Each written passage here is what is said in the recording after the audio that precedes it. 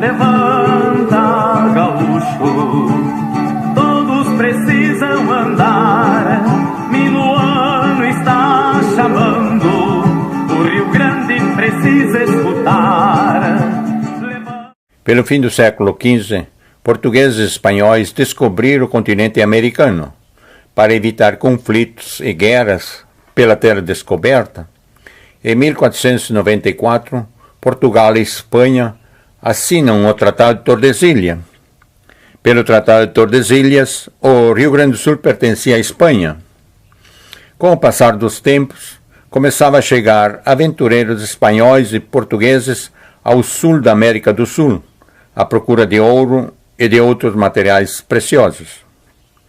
Por volta de 1626, o padre jesuíta Roques Gonçalves de Santa Cruz cruza o rio Uruguai e funda o primeiro povo no Rio Grande do Sul, o São Nicolau.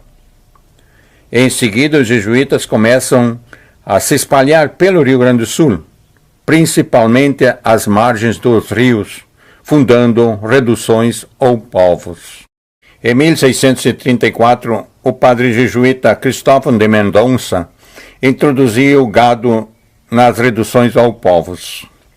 Em 1641, os jesuítas ou missionários já tinham 18 reduções espalhadas pelo Rio Grande do Sul. Nesse mesmo ano chegaram os bandeirantes e expulsaram os jesuítas do Rio Grande do Sul. Para se proteger, eles fugiram para outro lado do rio Uruguai. Com isso, grande parte do gado se espalhou pela região e se tornaram gados selvagens. Desde a chegada dos portugueses e espanhóis ao sul do Brasil, Uruguai e Argentina, eles passaram a ter relação sexual com as índias nativas da região. Com o passar dos tempos, desse relacionamento entre o homem europeu com a Índia nativa, começava a nascer filhos. De início eram muito poucos, mas lentamente foi aumentando. As filhas mulheres desse relacionamento conseguiam se adaptar ao convívio das tribos. Os filhos homens não conseguiam. Começavam a criar problemas nas tribos. Esses meninos, depois que cresciam, eram expulsos das tribos. Passavam a viver na mata e nos campos do Rio Grande do Sul. Com a quebra do Tratado de Tordesilhas pelos portugueses, esses começaram a deslocar a fronteira do Brasil mais para o oeste, aumentando o território brasileiro. O Rio Grande do Sul passou a pertencer a Portugal. Esses índios com sangue europeu, abandonados nas matas e campos do Rio Grande do Sul, ia aumentando lentamente. A maioria deles morria antes de chegar aos 30 anos de idade, por ser mal alimentado e por falta de agasalho para se proteger dos invernos frios e chuvosos que castigava todos os anos a região. Esses homens, sem direito à família, à terra e à sociedade, eram chamados de órfãos, porque não tinha pai e nem mãe. Eram homens solitários, agressivos, andavam de pé descalço, pouca roupa e sem moradia fixa. Aos poucos foram aprendendo a sobreviver. O seu único amigo era o cavalo. Com o passar dos tempos, aquele gado que ficou abandonado quando os jesuítas foram expulsos do Rio Grande do Sul, foram se multiplicando. Já era cerca de 8 a 10 milhões de cabeças de gado. Com o aumento do consumo do couro na Europa, surgiu a necessidade de trazer couro de fora. Os portugueses sabiam da existência do gado nessa área. Colocaram postos de compra de couro em vários lugares no Rio Grande do Sul. Esses homens órfãos passaram a caçar esse gado selvagem nas vacarias, só para tirar o couro e entregar aos postos em troca de material que eles necessitavam, como roupa, facas e material para o cavalo. Aos poucos, esses homens que eram chamados de órfãos passaram a ser chamados de guascas, significava tira de couro cru. Depois passaram a ser chamados de gaudérios, significava índio vago. Continuavam andarengos e solitários. Entre eles, dificilmente aparecia mulher, mais conhecida por China. Quando aparecia uma, era motivo de festa. Normalmente, depois, ela era disputada entre os homens em briga. O mais forte ficava com a mulher ou China. Ela era considerada uma propriedade do gaudério. De início, ele levava na garupa do cavalo. Para dar mais conforto para a China, o gaudério trocou o cavalo por uma carreta, a qual era puxada pelo próprio cavalo.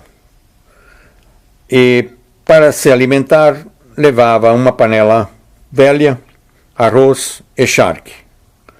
Quando batia fome, cozinhava o arroz com a charque e saía o arroz carreteiro. Os gaudérios cuidavam e respeitavam as chinas.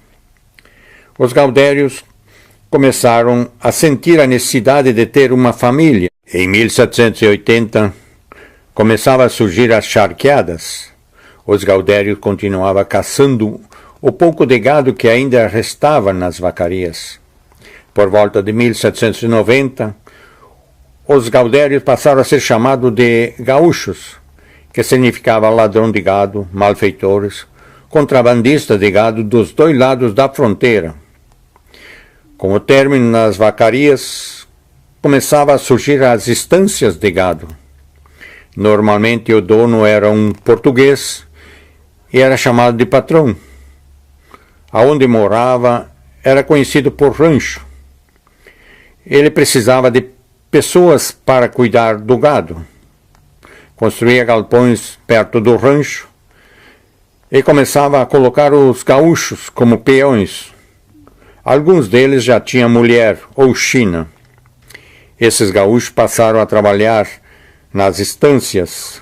Além de cuidar o gado, cuidava dos ladrões de gado e de terra que existia na época. Em 1835, iniciou a Revolução Farroupilha. Grande parte do exército Farroupilha era formado por gaúchos, peões de estância. Depois de 10 anos de luta, a Revolução terminou. Os gaúchos foram considerados heróis pelo trabalho realizado nas batalhas. Com o passar do tempo, o gaúcho foi entrando na sociedade, considerada inferior, ou seja, a dos peões, mas continuava vivendo em galpões, fazendo arroz carreteiro, assando carne e tomando chimarrão. As pessoas da cidade, do interior, consideravam o gaúcho pessoa de baixo nível, por isso eles não eram bem recebidos quando iam para a cidade. Com o passar dos tempos, esses gaúchos iam formando famílias. As cidades do interior do Rio Grande do Sul começavam a aceitar esses gaúchos, mas com uma certa reserva. Início do século XX, era normal família do interior com dinheiro mandar os filhos estudar na capital, ou seja, Porto Alegre. Um grupo de estudantes vindo do interior do estado passaram a estudar no Colégio Júlio de Castilho, em Porto Alegre. Depois de várias reuniões, o grupo de estudantes decidiu a mostrar ao porto-alegrense o dia a dia vivido pelos peões das estâncias, usando a roupa que os peões ou gaúcho usavam nos galpões e no trabalho com o gado. Em 1947, esses estudantes criaram a Chama Crioula e em 1948 fundaram em Porto Alegre o primeiro Centro de Tradições Gaúchas, o 35 CTG. A ideia desses 8 estudantes não foi bem recebida pela sociedade porto-alegrense, proibindo a entrada deles em qualquer estabelecimento público ou particular, com aquelas roupas estranhas de peões de estâncias, era considerado coisa de interior e de baixo nível. Ao passar dos anos, algumas pessoas em Porto Alegre começaram a se interessar e apoiar o movimento desses estudantes, porque fazia parte da história do Rio Grande do Sul. Aos poucos começou a aparecer autoridades, políticos e escritores interessados no movimento. Em 1966, esse movimento passou a ser chamado de Movimento Tradicionalista Gaúcho. Esse movimento lentamente foi se espalhando pelo interior do estado. Foram surgindo pesquisadores sobre o passado do gaúcho, suas vestes, seu trabalho e seus costumes. Também foi surgindo festivais de músicas, danças gauchescas, e no interior começou a surgir cavalgadas. Tudo isso para conservar e divulgar a cultura e as tradições do gaúcho. Com o passar dos tempos, os órgãos públicos passaram a criar normas e leis para proteger esse movimento. Foi criado o Dia do Gaúcho, a Semana Farroupilha, o ensinamento nas escolas sobre o tradicionalismo gaúcho. A pilcha gaúcha passou a ser traje oficial, podendo ser usada em qualquer evento público ou particular. Na década de 1970, 80 e 90, o movimento foi se fixando na maioria dos estados do Brasil e também começou a surgir esse movimento em outros países. O movimento tradicionalista gaúcho já pode ser considerado um patrimônio brasileiro, porque é um movimento cultural que tem a cultura, os costumes, as tradições e as vestes próprias. Num futuro próximo, a cultura e as tradições gaúchas irão fazer parte do patrimônio cultural da humanidade. O gaúcho é o fruto de um deslize da natureza. Surgiu sem direito à família, à terra e isolado da sociedade. Pela constante luta para poder sobreviver, sempre conservando suas origens e raízes. Isso ajudou o gaúcho a fortalecer os valores da família, do trabalho e da sociedade. Filho de europeus com índias nativas, surgiu o gaúcho primitivo. Mais tarde era gaúcho quem nascia no Rio Grande do Sul. Hoje é gaúcho os que nascem no Rio Grande do Sul e os amantes da cultura e das tradições gaúchas, não importa aonde nascem. Como diz essa música. Pra ser gaúcho não importa onde eu nasci, aonde vivo, em que lugar eu cresci. É só honrar o costume, a tradição, pois ser gaúcho tá dentro do coração. Eu sou gaúcho, não importa de onde venho, uso bombacha em qualquer lugar que ande, no Paraná, lá por Santa Catarina, no Mato Grosso ou nos pagos do Rio Grande. Levo comigo, companheiro, chimarrão, que aquece a alma quando alguém sente saudade. Quem é gaúcho não esquece da querência, pouco importa se é no campo ou na cidade. Pra ser gaúcho não importa onde eu nasci, aonde vivo, em que lugar eu cresci.